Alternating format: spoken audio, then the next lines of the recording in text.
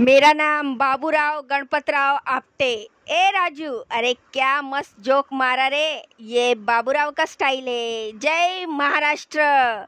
तर मंडळी, आता हेराफेरी सिनेमात आपल्याला हे एव्हरग्रीन डायलॉग आता ऐकू येणार नाही आहे असं दिसतंय, कारण बाबूराव आपटे कॅरेक्टर साकारणाऱ्या परेश रावल यांनी हेराफेरीच्या तिसऱ्या पार्टमध्ये काम करण्यास डायरेक्ट नकार दिलेला आहे। नक्की काय झाले आहे, त्यांना का ते काम हे काम का नाही करणार आहेत? हेराफेरी 3चं निम्मं शूट झालं आहे, मग तरीही परेश रावल यांनी पुढचं शूट का उरकलं नाही? आणि यामुळे अक्षय कुमारला डायरेक्ट 25 कोटीचा लॉस झाला आहे। मग त्यासाठी अक्षय कुमारनं परेश रावलवर 25 कोटीचा दंड ठोठावलेला आहे। आणि परेश रावल ते 25 कोटी देणार का? आणि महत्त्वाचं की हेराफेरीचे जगभर फॅन्स असणाऱ्यांना हेराफेरीचा तिसरा भाग बघायला मिळणार का? की बाबूराव म्हणजेच परेश राव शिवाय ही फिल्म बनणार आहे का? आता हे सगळं सविस्तर जाणून घेऊया आजच्या व्हिडिओतून।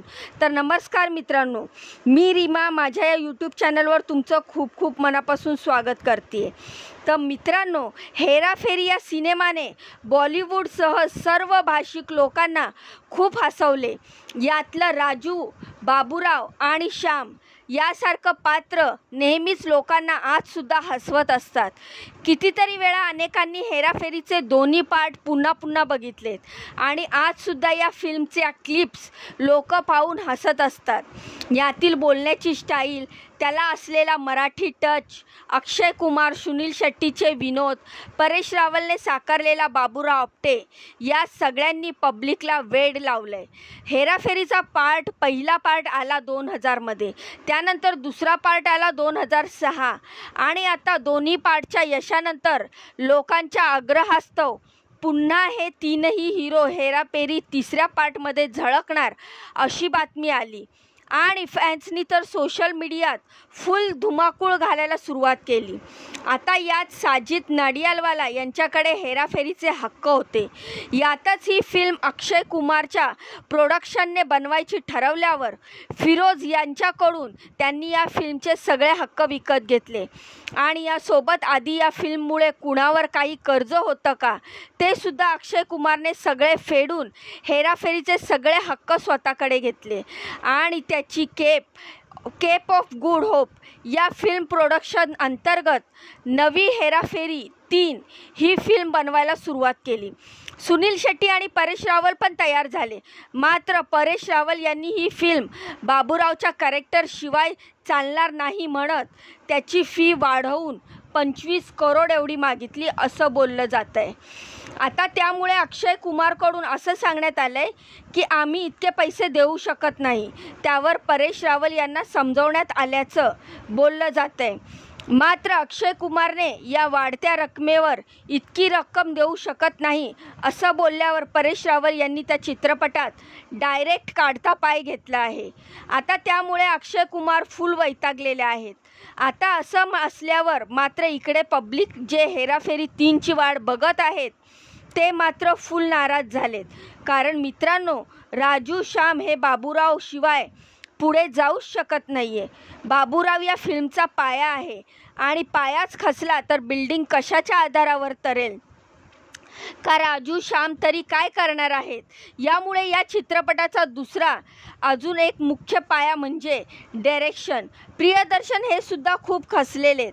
त्यांचं म्हणणं आहे की परेश आणि अक्षय कुमार हे दोघेही मंडळी व्यावसायिक असले तरी फिल्मचा महत्त्वाचा भाग आहे, त्यामुळे काही करून परेश रावल यांनी पुन्हा फिल्ममध्ये यावं यासाठी सगळ्यांनी मार्ग काढावा। मात्र मित्रांनो, अक्षय कुमारनं परेश रावलला थेट 25 कोटी दंड ठोठावला आहे। कारण काय, तर आता हे आपण पाहूया। हेराफेरी 3 चित्रपट साईन करताना सगळ्यांच्या सह्या करारावर झाल्या होत्या।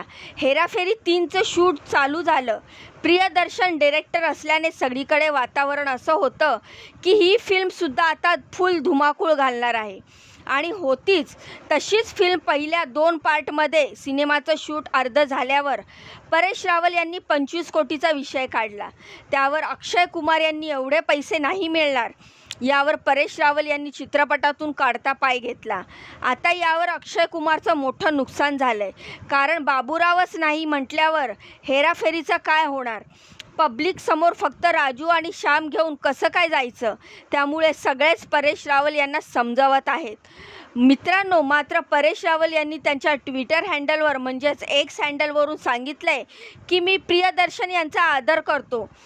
आता यात हेराफेरीची क्रिएटिव्ह टीमशी माझे कसलेच मतभेद नाही आहे, त्यामुळे मी प्रियदर्शन यांचा पूर्ण सन्मान करतो, असं ट्विट थेट परेश रावल यांनी केलं आहे.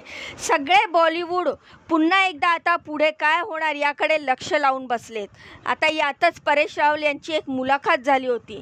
त्यात ते असं सांगतायत की बाबूराव हे कॅरेक्टर मला फासासारखं आहे. जिथे जाईल तिथे लोक मला बाबूराव बोलतात किंवा तसं पाहतात, त्यामुळे सगळी कामं मला तशीच येतात. परेश रावल असं सांगतात की मी विशाल भारद्वाज यांच्याकडे गेलो होतो की मला एक वेगळी फिल्म करून द्या, पण ते म्हणाले की मी रिमेकसुद्धा करत नाही. आता मित्रांनो, बॉलिवूडमध्ये कॉमेडीपटांची हेराफेरी आणली असं म्हटलं तरी वावगं ठरणार नाही आहे. त्या तिघांनी केलेली जादू पब्लिक आजसुद्धा विसरत नाही आहे. सुनील शेट्टीसुद्धा परेश रावल यांची बातमी ऐकून चाट पडले होते.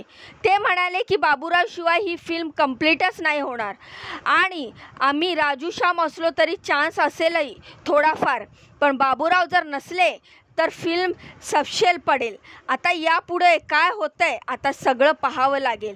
यातच मित्रांनो, अक्षय कुमारने जरी लीगल नोटीस परेश रावल यांना पाठवली असली तरी परेश रावल सांगतात की अक्षय माझा मित्र आहे, त्याच्यासोबत त्याच्या अजून काही फिल्म्स येत आहेत, त्यामुळे हे सगळे व्यावसायिक कारणं आहेत.